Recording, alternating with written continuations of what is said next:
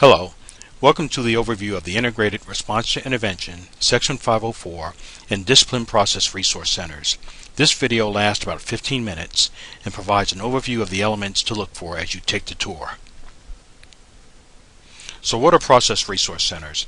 Process Resource Centers are customized web frameworks that enable you to place key organizational processes and their associated resources at the fingertips of users for immediate access during the normal course of business. They are placed on the organization's internet or intranet so that they're accessible via computers, laptops, tablets, and smartphones. They work both with point-and-click devices and with touchscreens.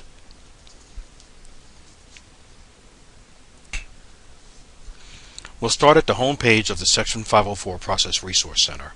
Please keep in mind that all content, wording, and resources in the Process Resource Centers are dictated by the school district's teachers and staff.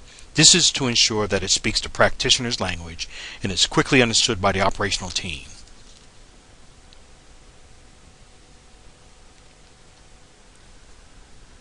In the upper left-hand corner, you will see a spot reserved for the organization's logo. Next to the logo is the name of the specific Process Resource Center, this being the Section 504 Process Resource Center. Down the left side, in the gray area, is the navigation window. The numbered steps in the navigation menu are links to specific workflows within the Process Resource Center. These are for dynamic navigation to specific workflows as desired. Further down the gray navigation menu is a reference section, and it contains links to additional process resource supports like forms and document libraries, process governance procedures and contacts, glossaries, and other helpful information. We are at the home page as indicated by Home under the logo. Every process has one or more events that initiates the process and one or more process endings. In this case, the practitioners define the start as a parent or teacher concern that led to a parent-teacher conference about Section 504 being a vehicle to help a student to be more productive. The possible endings are either the student qualifies for Section 504, doesn't qualify, continues within the program, or is dismissed from the program or transfers. On the home page, the main central space of the screen contains a high-level diagram of the entire process. You could call this sort of a visual table of contents. There are 4 Level 2 subcategories. They are 1.1, Initial Section 504 Referral, 1.2, Evaluate and Develop Plan, 1.3, Implementation, 1.4, Additional Procedures. The next level of elements are where the actual workflows reside. These Level 3 elements are 1.1.1, Student identified as a candidate for Section 504 referral, 1.2.1, Assemble Section 504 student data package, and so forth. Clicking on or touching one of these elements opens up to their specific workflows. We'll go to the first workflow, step 1.1.1, Initial Section 504 Referral. This opens us up to the first workflow page.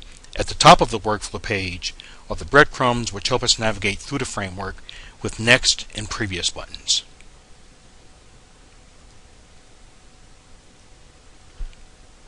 Under that, we have the name of the workflow as stated previously. Step 1.1.1, Student identified as a candidate for Section 504 referral. Under that, we have 4 hot link buttons with additional information. Clicking on or touching these buttons opens a box with additional information. The Description button opens a box with the description for this particular workflow. We can close a box by just clicking on Close. The Supplier button shows the suppliers for the process. The Customer button shows the customers, those that would receive the output from this workflow. And Requirements show any special requirements that are required for this specific workflow. The importance here is the person responsible for executing this specific workflow is dependent upon the supplier to the process. If the supplier is late or the input from the supplier is incorrect or incomplete, that will affect this person's ability to execute this segment of the workflow. And this will in turn affect what this person has to deliver to the customer of this workflow. To the right of the segment name, we have a responsibility matrix. The responsibility matrix uses the RACI model to show accountability for this specific workflow. R stands for responsible, A stands for accountable, C stands for consult, I stands for inform. Clicking on or touching each word opens a box that describes the accountability and position involved as follows. Responsible, those who are responsible for executing the process. Accountable, this is the person that owns the process. This is probably an executive. The buck stops here. They probably own the budget and they say yay or nay as far as moving forward in the process. Consult are those whose opinions are sought, normally subject matter experts, and there's normally two-way communications. And inform is normally one-way communication. They just receive the output of the process.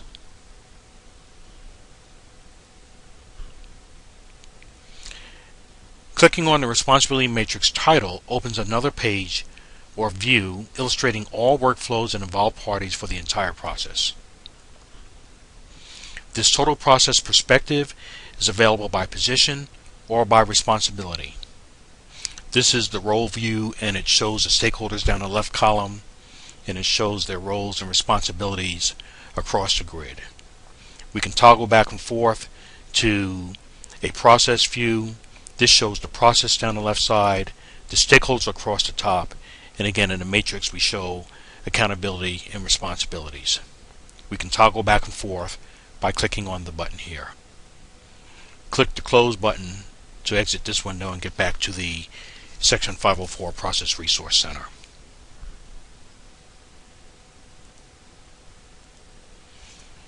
Now to the workflows. Process workflows are designed to visually illustrate the tasks within the process in the order in which they should occur. Properly designed, workflows take into account most variations that would occur. Within Process Resource Centers, we use 4 basic shapes to illustrate different activities within the workflows. Each workflow has a start and an outcome. The rectangular box with the rounded sides represents starts and lists the inputs for the particular workflow.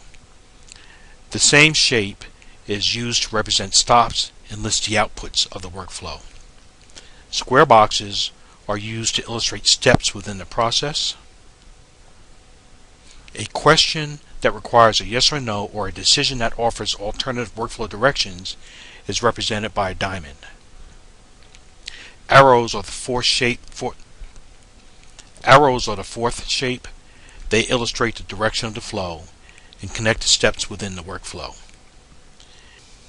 In this first workflow, the inputs are the parent, guardian, teacher, counselors, RTI may refer a student with challenges. Another input is the Section 504 referral form, notice of parent and student rights in English and in Spanish, notice and consent for initial Section 504 evaluation form, and additional items as applicable.